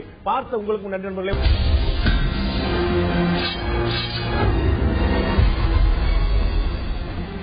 ஆயுதழுத்தம் நீட்சிக்கு உங்கள் அனைவரும் அன்போடு வர நண்பர்களே. என்ஜிஓக்கள் மீது நடவடிக்கை அவசியமா அச்சுறுத்தலா என்ற தலைப்பில் இன்றைய ஆயுதழுத்த நீட்சியில் விவாதித்துக் கொண்டிருக்கிறோம். என்ஜிஓக்கள் என்று சொல்லக்கூடிய தன்னார்வ தொண்டு நிறுவனங்கள் வெளிநாடுகளிலிருந்து நிதி பெற்றுக் கொண்டிருக்கின்றன. அதற்கு மத்திய அரசுடைய அனுமதி பெற வேண்டும். இப்படி மத்திய அரசுடைய அனுமதியோடு ஏற்கனவே வெளிநாடுகளில் நிதி பெற்றுக் கொண்டிருக்கக்கூடிய கிட்டத்தட்ட ஒரு 10,343 நிறுவனங்கள் கடந்த 3 ஆண்டுகளாக தங்களுடைய வருமான கணக்கை தாக்கல் செய்வதில் வெளிநாட்டிலிருந்து எவ்வளவு நிதி வந்தது என்ற தகவலை கடந்த 3 ஆண்டுகளாக தாக்கல் செய்வதில்லை. அனைவருக்குமே கடந்த அக்டோபர் மாதமே 2014 அக்டோபர் மாதம் 16ஆம் தேதி மத்திய அரசு நோட்டீஸ் அனுப்பி உங்களுடைய அனுமதியை ஏன் ரத்து செய்யக்கூடாது, நீங்களா விளக்கம் சொல்லுங்க என்று சொல்ல 3 ஆண்டுகளாக கணக்கு தாக்கல் செய்யாத 10,000க்கும் மேற்பட்ட நிறுவனங்கள், தன்னார்வ தொண்டு நிறுவனங்கள் பதிலும் கூட கொடுக்காமல் விட்டன. கிட்டத்தட்ட ஒரு 200க்கும் மேற்பட்ட நிறுவனங்கள் மட்டும்தான் பதில் எடுத்திருக்கின்றன. எனவே மத்திய அரசு 5 மாதங்கள் பொறுத்து பார்த்திருந்த மத்திய அரசு இப்போது தலால் அடியாக கிட்டத்தட்ட 8,975 தன்னார்வ தொண்டு நிறுவனங்கள் வெளிநாட்டிலிருந்து நேரடியாக நிதியுதவி பெறக்கூடிய, நன்கொடை பெறக்கூடிய வாய்ப்பை, அனுமதியை ரத்து செய்திருக்கிறது. இனிமே இவர்கள் வெளிநாடுகளிலிருந்து நிதி பெற முடியாது நேரடியாக என்று தடை வைத்திருக்கிறது. இதில் பல்வேறு நிறுவனங்கள் இருக்கின்றன. மத்திய அரசுடைய இந்த நடவடிக்கை தன்னார்வ தொண்டு நிறுவனங்களுக்கு ஒரு அச்சுறுத்தலை ஏற்படுத்த வேண்டும் என்ற விஷயமா, அல்லது அத்துமீறக்கூடிய தன்னார்வ தொண்டு நிறுவனங்களுக்கு ஒரு எச்சரிக்கை கொடுக்க வேண்டும் என்ற இதைப்பட்டு தான் ஆயுதத்தில் நீட் விவாதிக்க இருக்கிறோம். இந்த பகுதியில் நம்முடைய பாஜக மாநில செயலர் திரு கே டி ராகவன் அவர்கள் முடிந்திருக்கார். அதேபோல என்ஜிஓக்களுடைய பிரதிநிதியாக மதுரையிலிருந்து திரு எவிடன்ஸ் கதிர் அவர்கள் முடிந்திருக்கார். உங்கள் இருவரும் இந்த நிகழ்ச்சிக்கு வரவேற்கிறேன். நான் திரு கதிர் ஆரம்பிக்க விரும்புகிறேன். மத்திய அரசு கிட்டத்தட்ட ஒரு 10,343 நிறுவனங்களுக்கு நோட்டீஸ் அனுப்பி கிட்டத்தட்ட 8,975 நிறுவனங்களுக்கு வெளிநாட்டில் நிதி பெறக்கூடிய உரிமையை, அனுமதியை, உரிமத்தை ரத்து செய்திருக்கிறது. உங்களுடைய முதல் கட்ட பார்வை திரு கதிர். இந்த 9,000 என்ஜிஓக்கள் பாத்தீங்கன்னா தமிழ்நாட்டில் ஒரு 1,108 என்ஜிஓக்களை லிஸ்ட் போட்டிருக்கிறாங்க. அதுல பத்மா சேஷாத்ரி தடை பண்ணப்பட்டிருக்கு, இந்த எஃப்சிஆர்ஐ கேன்சல் பண்ணப்பட்டிருக்கு, Anna university, Annamalai university, MGR university cancel பண்ணப்பட்டிருக்கு, வடமலையான் மருத்துவமனை கேன்சல் பண்ணப்பட்டிருக்கு, சமத் டே ஸ்கூல் ஒரு 9 ஸ்கூல் கேன்சல் பண்ணப்பட்டிருக்கு, செயின்ட் ஆன்ஸ் ஸ்கூல்ஸ் கேன்சல் பண்ணப்பட்டிருக்கு. பல்கலைக்கழகங்களும் பள்ளிக்கூடங்களும் இதுல அதிகமாக இன்னும் சொல்ல போனாக்க மயிலாப்பூர் மியூசிக் அகாடமி கூட இதை தடை செய்யப்பட்டிருக்கு. இதுல இருந்து தெரியக்கூடிய அதனால இது ஒரு தடை அப்படின்னு பார்க்கும்போது பாரபட்சமும் இல்லாமல் செயல்பட்டிருக்கிறது. அப்படித்தானே? இல்ல, இதுல நான் என்ன சொல்ல விரும்புறேன் அப்படின்னா, இந்த எஃப்சிஆர்ஐ தடை என்பது 9,000 தடை என்பது இது ஒரு டெக்னிக்கல் ஆஸ்பெக்ட்ன்றதா நான் சொல்ல வரேன். இப்ப எஃப்சிஆர்ஐ நம்ம போடுறோம் அப்படின்னாக்க இன்னைக்கு பணம் வாங்காட்டினாலும் நில் ரிப்போர்ட் கொடுக்கணும். எஃப்சிஆர்ஐ ஆக்ட்ல பணம் வாங்க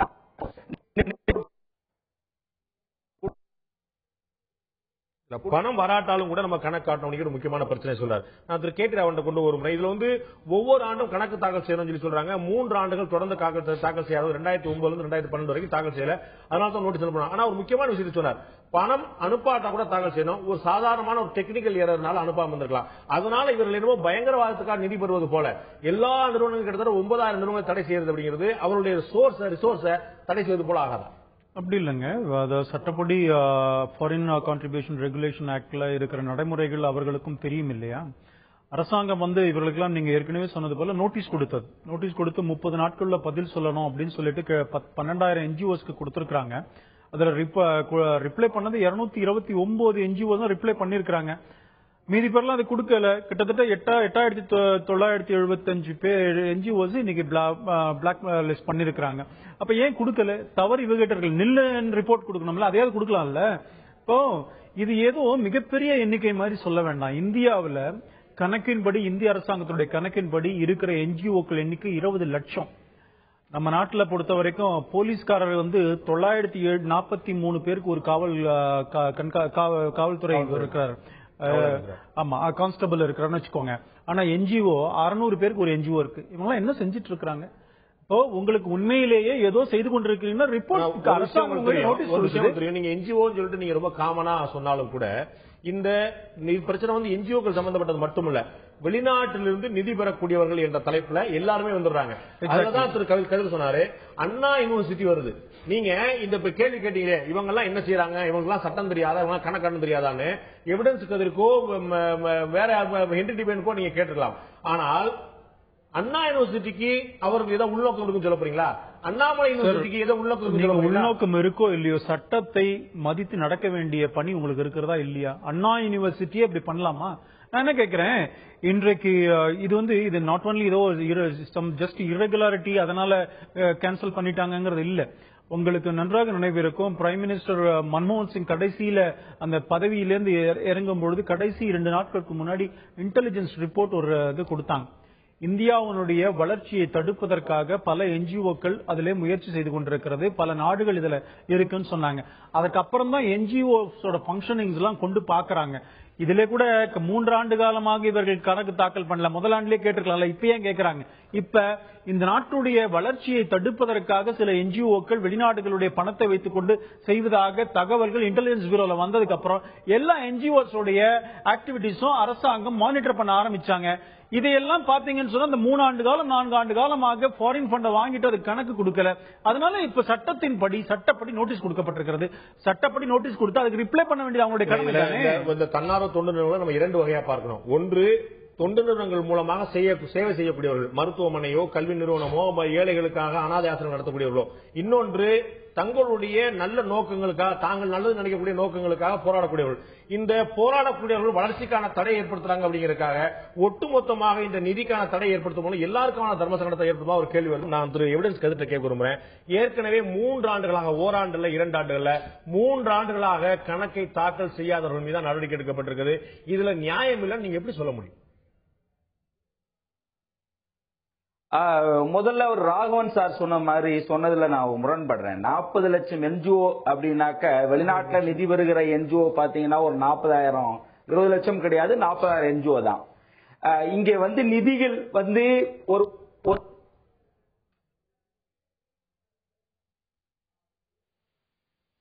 இணைப்புல சிக்கல் இருக்கு அப்படின்னு நான் நினைக்கிறேன். திரு ராகவன் கேட்கணும். அவர் சொல்லக்கூடிய விஷயம் பாத்தீங்கன்னா 20 லட்சம் பேர் இருந்தாலும் ஒட்டுமொத்தமாக வெளிநாட்டு நிதி பெறக்கூடிய ரொம்ப குறைவானவர்கள் தான். வெளிநாட்டு நிதி பெறக்கூடியவா இருந்தாலும் கூட கணக்கு தாக்கல் செய்யல அப்படின்னா ஒட்டுமொத்தமாக வெளிநாட்டு நிதி பெறக்கூடிய வச்சுக்கோங்க, அவங்க தவறான செயல்பாடுல ஈடுபடுறாங்கன்னா ஒட்டுமொத்தமா அந்த அமைப்பை தடை பண்ணிடலாம். நிதியை வந்து தடுக்கிறதுங்கிறது கிட்டத்தட்ட கழுத்து நிற்கிற மாதிரி விஷயங்கள். இதுல நீங்க யாரை கண்காணிக்கணுமோ அந்த அமைப்பை விட்டுட்டு ஒட்டுமொத்தமாக அண்ணா யூனிவர்சிட்டி போல, விஐடி போல, அண்ணாமலை பல்கலைக்கழகம் போல எல்லா பல்கலைக்கழகங்களும் ஒரு நடுநிலையாக வெற்றிகரமாக சிறப்பாக செயல்படும் நிறுவனம் கூட பாதிக்கப்படுதா இல்லையா? நீங்க திருப்பி ஒரே ஒரு விஷயத்தை தான் நான் சொல்றேன். இப்போ செல்வி ஜெயலலிதா அவர்கள் வருமான வரி தாக்கல் செய்யலன்னு ஒரு வழக்கு வந்தது. அதுக்கப்புறம் பாத்தீங்கன்னு சொன்னா அதுக்கு வழக்கு வந்து ஒரு பெரிய பிரச்சனையா கூட ஆச்சு. இப்ப சட்டத்துல அந்த மாதிரி இருக்கிறது. நீங்கள் தாக்கல் செய்ய வேண்டிய கடமை உங்களுக்கு இருக்கிறதா இல்லையா? வெளிநாட்டுல இருந்து வந்தீங்கன்னா மானிட்டர் பண்ணதான் பண்ணணும் கவர்மெண்ட். இன்னைக்கு இன்டெலிஜென்ஸ் பியூரோ ரிப்போர்ட்டை பொறுத்த வரைக்கும் இந்த நாட்டுடைய வளர்ச்சியில தடுப்பதற்காக பல என்ஜிஓக்கள், கிரீன் பீஸ் போன்ற என்ஜிஓக்களுக்கு அந்த குற்றச்சாட்டு இருக்கிறது. நிலக்கரி சுரங்கத்தை வந்து ஒதுக்கீடு பண்றதுல முறைகள் நடக்கக்கூடிய வாய்ப்பு இருக்கு அப்படின்னு கட்சிகளை குற்றச்சாட்டாங்க. நீங்க கடுமையா குற்றச்சாட்டுறீங்க. அவங்க இது போன்ற ஒதுக்கீடுகள் வளர்ச்சி என்று சொல்லப்பட்டாலும் கூட பழங்குடியின ஆதிவாசி மக்களுக்கு ஆபத்தான விஷயங்கள் சொல்றாங்க. இதை வளர்ச்சிக்கு இருக்கிறாங்க சொல்றீங்க. அவங்களுக்கு ஒரு மதச்சாயம் பூசுறீங்க. இங்க பாருங்க, மதச்சாயம் எல்லாம் போட்டுல இதுக்கு மதத்துக்கு ஒன்றும் சம்பந்தம் இல்லைங்க. இது பெரிய லாபி. இப்ப கூடங்குளம் சொன்னா அது ரஷ்யன் டெக்னாலஜில ரஷ்யா நாட்டோடு சேர்ந்து வர ஒரு ப்ராஜெக்ட் அது. ஆனா இதுல அமெரிக்கன் இன்ட்ரெஸ்ட் இருக்கு கண்டிப்பா. அதைத்தான் இன்றைக்கு மன்மோகன் சிங் அவர்கள் சொன்னார்கள். இன்றைக்கு அமைச்சர் இருந்த நாராயணசாமி சொன்னார், சார் ஒரு அமைச்சரோ பிரதமரோ சாதாரணமா பேசிவிட முடியாது வித்தவுட் எனி இன்புட்ஸ். அந்த மாதிரி இன்டெலிஜென்ஸ் இன்புட் இருக்குது. அதை ஆராய்ச்சி இதுல கூட பாருங்க, show cause notice examine case to case examine பண்ணி தான் இதெல்லாம் இன்னைக்கு லைசன்ஸ் கேன்சல் பண்ணிருக்காங்க. நான் என்ன கேட்கிறேன், அரசாங்கம் இது போல செய்வது தவறு என்று சொன்னால் நீங்க உங்களுக்கு நோட்டீஸ் கொடுத்தது யூனிலேட்டரலா உடனே ஒரு 8000 என்ஜிஓஸ் பிளாக் பண்ணல, லைசன்ஸ் கேன்சல் பண்ணல. உங்களுக்கு சட்டப்படி கொடுக்க வேண்டிய கால அவகாசம் 30 நாட்கள் கொடுக்கப்பட்டிருக்கிறது. நோட்டீஸ் கொடுத்து ரிப்ளை செய்ய வேண்டியது எங்களுக்கு. நான் என்ன கேட்கிறேன், நீங்க அதெல்லாம் செய்யல. எங்களுடைய என்ஜிஓ நல்லா நாங்க ஃபாரின் ஃபண்ட் வாங்கணும், நல்ல இதுக்காகத்தான் காசுக்கு தான் நாங்க செலவு பண்றோம் இந்த பணத்தை சொல்லி கணக்கு காட்டிட்டு முடிச்சா ஏன் லைசன்ஸ் கேன்சல் பண்ண போறாங்க? மேதா பட்கரோ, டீஸ்டாவோ இல்லாட்டி வேற தொண்டு நிறுவனங்களோ, இவர்களாம் கிரீன் பீஸ் தொண்டு நிறுவனங்கள்லாம் அவர்கள் எழுப்பக்கூடிய கேள்விக்கு பதில் சொல்ல வேண்டியது நம்முடைய கடமை என்று இல்லாமல் அவர்கள் எல்லாம் வெளிநாட்டிலிருந்து தவறான நோக்கத்துக்காக நிதி பெறுகிறார்கள் என்று குற்றம் சாட்டுறது என்ன நியாயமா இருக்கு? எப்படிங்க ஒரு அரசாங்கம் செய்ய அதை நீங்க வந்து அது கோர்ட்ல சேலஞ்ச் பண்ண மாட்டாங்களா? அப்படி எல்லாம் செஞ்சோம்னா ஒரு அரசாங்கம் நடவடிக்கை எடுக்கும் பொழுது முகாந்திரம் இல்லாம எடுக்க முடியாது. எடுத்தா நீங்க சேலஞ்ச் பண்ணலாம், கோர்ட்ல சேலஞ்ச் பண்ணலாம் நினைக்கிறேன். திரு நாராயணசாமி பிரதமர் விவகாரத்துறை அமைச்சராக இருந்த போது பாராளுமன்றத்தில் பதில் சொன்னார். கூடங்குளம் அணுவில் இருக்கக்கூடிய அந்த போராட்டக்காரர் குழுவுக்கு ஃபாரின்ல இருந்து ஃபண்ட் வருது சொன்னார். திரு சுப உதயகுமார் அவர்கள் வழக்காடினார். எங்க மேல சவால் விட்டார் பகிரங்கமா, என் மேல புகார் சொல்லுங்க, நான் நிரூபிக்கிறேன், நான் வந்து புகார் சொன்னார். வழக்கும் போட ஒண்ணுமே போடல. ஒரு குற்றச்சாட்டை நேரடியாக மத்திய அமைச்சர் பாராளுமன்றத்தில் வைத்துட்டார். அதுதாங்க நான் என்ன சொல்றேன், நீங்க அதனால இந்த மாதிரி ஒரு இல்லவே இல்ல வெளிநாடுகளுடைய இந்தியாவுடைய வளர்ச்சியில வெளிநாடுகள் அதை வந்து தடுக்க வேண்டும் என்ற எண்ணமே இல்லைன்னு சொல்லவே முடியாது. இதுக்கெல்லாம் வந்து இன்டெலிஜென்ஸ் ரிப்போர்ட்டை பேஸ் பண்ணி தான் இந்த மாதிரி எல்லாம் செய்வாங்க. நான் என்ன சொல்றேன், என்னோட சிம்பிள் கொஸ்டின், உங்களுக்கு நோட்டீஸ் கொடுத்தாங்களா? அதுக்கு பதில் கொடுக்க வேண்டிய கடமை இந்த என்ஜிஓக்களுக்கு இருக்குத்தானே. கொடுத்துட்டு போய் எப்படி செலவு பண்றீங்கன்னு கேட்கறாங்க. அவங்க சில ரிட்டர்ன்ஸ் சப்மிட் பண்ண கொடுத்துட்டு போங்களேன். ஏன் அதை செய்யல? அப்போ ஏதோ ஒன்னு சம்திங் ஃபிஷி. ஏதோ ஒன்று அங்கே மறைமுகமாக இருக்கிறது. அது ஏன் நீங்க கொடுத்திருந்தீங்கன்னா நாளைக்கு சேலஞ்ச் பண்ணலாம், கவர்மெண்ட் கேட்கல. மீதி 200 பேர் கொடுத்தாங்கல்ல, 200 NGO அவங்க கொடுத்திருக்காங்களே, 229 NGOs வந்து ரிப்ளை பண்ணிருக்காங்களே அரசாங்கத்தோட நோட்டீஸ்க்கு. இவங்க ஏன் கொடுக்கல? திரு கதிர், நீங்க குறுக்கிட முடியுங்க. திரு கதிர் சார், அதாவது நான் முதல்ல ராகவன் சார் வந்து பிளண்டராவே பேசிட்டு இருக்காரு. நான் என்ன சொல்றேன் அப்படின்னா, இங்க யாரும் வந்து அவங்களோட வளர்ச்சி திட்டத்துக்கு நான் கேட்கிறேன். அவங்களுடைய ஐபி ரிப்போர்ட்ல அமெரிக்கா உளவுத்துறை தான் வந்து முக்கிய காரணம் சொல்லுது. அப்புறம் எதுக்கு அமெரிக்காவோட வர்த்தகத்துக்கு அமெரிக்கா அரசாங்கத்துக்கு நீங்க உறவு வச்சுக்கிறீங்க? உங்களுடைய உள்துறை அமைச்சர் வேற ஒரு ரிப்போர்ட் வேற ரிப்போர்ட் கொடுக்குது சார். அப்ப நீங்க மட்டும் உள்ள எல்லா இடங்களும் அமெரிக்கா சதின்னு சொல்லுகிற அதே ஹோம் மினிஸ்டர் ரிப்போர்ட்ல வெளியுறவு வேற விஷயம் இருக்கு. ரெண்டாவது, போராடுவதற்கு இங்க எல்லாத்துக்கும் ரைட் இருக்குங்க. நீங்க பொலிட்டிக்கல் பார்ட்டி தப்பான கொள்கைகள் கொண்டு வருவீங்க, மோசமான மக்கள் திட்டங்கள் கொண்டு வருவீங்க, இயற்கை ஆதாரங்களை அழித்து ஒழிப்பீங்க. இதை எப்படி கேள்வி கேட்காம இருக்க முடியும்? என்ஜிஓக்கள் எப்படி கேள்வி கேட்காம இருக்க முடியும்? அது போராடுவதற்கு எங்க ரைட் இல்லதான் சொல்ல முடியாது. அது எங்கேயுமே எந்த சட்டத்தையும் வந்து போராடுவதற்கு ரைட் சொல்ல முடியாது. நீங்க அப்படின்னாக்க நீங்க வெளிநாட்டுல வந்து நிதி வாங்குறதா நீங்க எந்த வெளிநாட்டு நிதி கொள்கை நீங்களும் பிரவச்சிக்க கூடாது. அப்ப அண்டர்நேஷனல் இன்னும் சொல்ல போன ஐபி ரிப்போர்ட் கேவலமா இருக்கு. இன்டர்நேஷனல் லெவல்ல யுஎன் பல கண்ணர் கவர்ந்துகிட்டாங்கன்றப்ப இவங்க வந்து குற்றச்சாட்டு வைக்கிறாங்க. இந்தியா சைன் பண்ணிருக்கா அதுல வந்துட்டு இவங்க இந்திய அரசாங்கத்திலிருந்து போவாங்க, எங்க மக்கள் வந்து போவாங்க. அதனால 40,000 NGO வெளிநாட்டு பணம் வாங்குகின்ற சொல்றேன், என்ஜிஓக்கள் தப்பு பண்ணலன்றதெல்லாம் கிடையாது. அரசியல்வாதிகளும் தப்பு பண்றாங்க அப்படின்னா அந்த செக்டர்களை போஸ்ட் பண்ணி 40,000 NGO ரொம்ப சுலபமா புரியும். 8,975 நிறுவனங்களுக்கு வெளிநாட்டு நிதிகள் தடை செய்யப்பட்டிருக்கிறது. திரு கதிர், உங்களுக்கு தெளிவா தெரியும். இந்த 8,975 பேரும் 5 மாதங்களுக்கு முன்னால் நோட்டீஸ் அனுப்பப்பட்டவர்கள். 5 மாதங்களாக ஏன் நாங்கள் 3 ஆண்டு கணக்கை தாக்கல் செய்யவில்லை என்று பதில் கூட போடாதவர்கள். அப்ப அவர்கள் மறைக்கிறதுக்கு ஏதோ இந்த 8,000 9,000 என்கிற பிகர் வந்து பெருசா காட்டப்படுது தவிர, இதை நான் சொல்றேன், இதை கிட்டத்தட்ட 90% ஆஃப் NGOs வந்து வெளிநாட்டுல நிதி வாங்காதவங்க. அதுலதான் இதனுடைய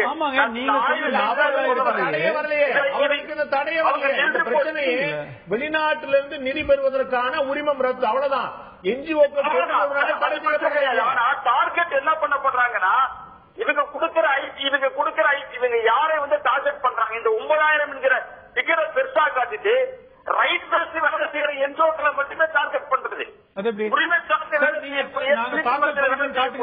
உரிமை இஷ்யூவை பேசக்கூடிய இல்லாட்டினா வாழ்வாதாரங்களை நெருக்கக்கூடிய கம்பெனிக்கு எதாவது யாரை வேலை செய்யறாங்களோ அவங்க இவங்க டார்கெட் பண்றாங்க. நீங்க வந்து நீங்க இந்த என்ஜிஓ ஊழல் பண்ணிருக்காங்கன்னு மத்திய அரசாங்க நடவடிக்கை எடுத்துக்கான்னு சொல்லுங்க பாப்போம். இருக்காது. ஒரே கேள்வி,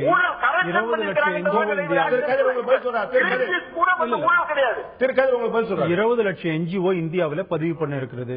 அதுல அவருடைய கணக்குப்படி 40,000 NGOs ஃபாரின் ஃபண்ட வாங்குறாங்கன்னு சொல்றாங்க. இன்னைக்கு லைசன்ஸ் கேன்சல் பண்ணது 8,975. மீதி NGO எல்லாம் ஒழுங்கா தானே நடக்குதுன்னு அர்த்தம். அப்ப அவங்க ஒழுங்கா சப்போர்ட் ரிட்டர்ன்ஸ் ஃபைல் பண்றாங்கல்ல, உங்களுக்கு நீங்க ஃபைல் பண்ணுங்க, ஏன் கேன்சல் பண்ணக்கூடாதுன்னு கொடுக்கிற நோட்டீஸ்க்கு ரிப்ளை பண்ண மாட்டீர்கள் என்று சொன்னால், அதுல யாரா இருந்தா, அண்ணா யூனிவர்சிட்டியா இருந்தா, யாரா இருந்தா, அரசாங்கம் நீங்க சொல்ற மாதிரி உங்களுடைய இந்த பிரச்சனைகளை எடுத்து செயல்படுத்துகின்ற ஆர்ப்பாட்டங்கள் செய்கின்ற NGO மாத்திரம் இல்ல, அண்ணா யூனிவர்சிட்டி ஆர்ப்பாட்டமா செய்யறாங்க. எல்லா NGO நோட்டீஸ் கொடுத்தாங்க, கேன்சல் பண்ணாங்க. நீங்க ப்ரூவ் பண்ணிட்டு போங்க, ரிட்டர்ன் சப்மிட் பண்ண கஷ்டம் இல்ல. பணமே வாங்கலங்கிற தாண்டி அவர்கள் கணக்கு தாக்கல் செய்யவில்லை. கணக்கு தாக்கல் அவர் சொல்ற கணக்குல நிறைய ஆட்கள் வந்து அவங்க வந்து டெக்னிக்கல் ஆஸ்பெக்ட் தான் இல்ல சொல்ல வரல. நான் இது தப்புலாம் சொல்ல வரல. இப்ப 2012லயே வந்து என்ஜிஓக்கள் வந்து 4,000 என்ஜிஓக்கள் சமர்ப்பிச்சாங்க. இப்ப மட்டும் 9,000 கிடையாது. 2012ல ஜூலை மாசம் 4,000 என்ஜிஓக்கள் தமிழ்நாடு வந்து முதலிடத்தில் இருந்தது. பிஜேபி கவர்மெண்ட் எல்லா கவர்மெண்ட் அடுத்தது அவங்க அதுக்கான விளக்கம் கொடுத்தா திருப்பி கொண்டு வந்து புதுப்பிச்சுட்டாங்க என்ஜிஓ. இதுல இது ஒன்றும் பெரிய விஷயமே இல்லைன்றதா நான் சொல்ல வரேன். இல்ல, நீங்க தான் இப்ப சொன்னீங்க டார்கெட் பண்றாங்கன்னு சொன்னீங்க. ஒழுங்கா கணக்கு நீங்க தான் சொல்றீங்க. என்னுடைய ஆன்சர் என்னன்னா, இந்த 9,000 என்ஜிஓக்கள் என்றது இதெல்லாம் டெக்னிக்கல் ஆஸ்பெக்ட். ஆனால் அரசாங்கங்கள் இப்ப சிபிஐ என்கொயரிக்கு விடுறது, இல்லாட்டினா மாநில அரசாங்கத்துடைய விசாரணைக்கு வருவது, வங்கி முடக்குவது, இதெல்லாம் ஒரு சாதாரண கேல்குலேஷன். ஆனா கடுமையான நடவடிக்கை எடுப்பது என்பது பாத்தீங்கன்னாக்கா இப்ப சார் ஏன் கூடாது? 20 லட்சம் என்ஜிஓல இன்றைக்கு கிரீன் பீஸையும் ஃபோர்டு ஃபவுண்டேஷன் மாத்திரம் தான் மானிட்டர் பண்ண போறாங்க. 20 லட்சம் என்ஜிஓ நிறைய என்ஜிஓக்கள் தடை பண்ணிருக்காங்க. இருக்கட்டுங்க. என்ஜிஓ வெளியில தெரிஞ்சிருக்கிறது. இங்க பாருங்க, நான் என்ன சொல்றேன், 20 லட்சம் என்ஜிஓல சில என்ஜிஓக்கள் தடை செய்திருக்கிறார்கள் என்று சொன்னால் அதற்கு காரணம் இல்லாம தடை செஞ்சால் நீதிமன்றத்துக்கு போலாங்க.